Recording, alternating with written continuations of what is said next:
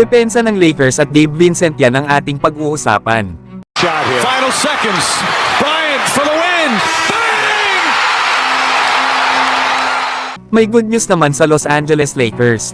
Dahil itong si Gabe Vincent ay possible nang makasama ng Lakers na maglaro sa kanilang road games. Ito nga daw ay kapag nagpatuloy ang magandang progression nito. Sa ngayon kasi ay may 6 na mga laro ang Lakers sa kanilang road trip kasama na ang naging laban nila sa Milwaukee Bucks kanina. Inaasahan naman ng Lakers na magdadala si Gabe Vincent ng toughness defense at shooting sa kanilang kupunan. Katulad daw ng ginawa nito last season sa playoff sa Miami Heat. Kaya asahan natin na lalong lalalim ang backcourt ng Lakers kapag naglaro na si Gabe Vincent. Samantalang ganito pala ang adjustment na ginawa ng Lakers sa kanilang depensa laban sa Milwaukee Bucks pagdating ng second half. Na halos hindi na nila patirahin ang kanilang mga kabantayan. Dito nga ay mabilis ang switching na ginagawa ng Lakers kung gagawa ng screen ang Milwaukee Bucks. Kita naman kung gaano pahirapan ni Rui Hachimura itong si Chris Middleton na sumablay nga ito sa kanyang tira. Nasunod-sunod na nga din ang sablay dito ng Milwaukee Bucks. At hindi lang yan dahil sunod-sunod din ang turnover ng kanilang kupunan dahil sa higpit ng depensa ng Lakers.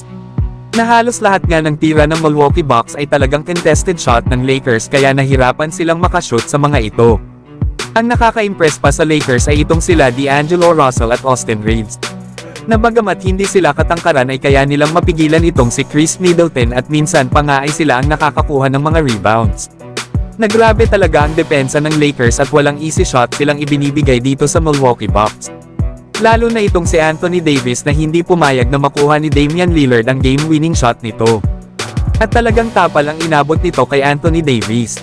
Kaya kung ganito ang performance ng Lakers sabayan pa nila ng magandang opensa, ay talaga namang mahihirapan ang mga makakalaban nila kung sakaling makakapasok ang Lakers ng playoffs.